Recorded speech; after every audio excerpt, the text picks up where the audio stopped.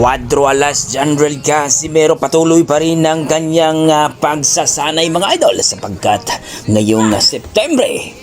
ay masaksihan na natin ang pagbabalik sa luna ng ating angas ng Pinas na kung saan siya na lang daw ang inaasahan ng ating mga Pilipino fans mga idol o boxing fans mga idol na talagang bubuhayin ang larangan sa boxing na kung saan mga idol hindi talaga to susuko itong si Cuadro Alas Casimero pag lumaban. Sa halip, pinapasuko pa ang kanyang mga kalabang Hapon na kung saan ay si Akaho ay bigla nang tumigil sa 2 rounds sapagkat hindi na niya maintindihan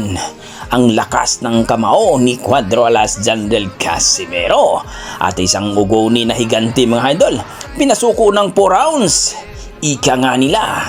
talagang natakot at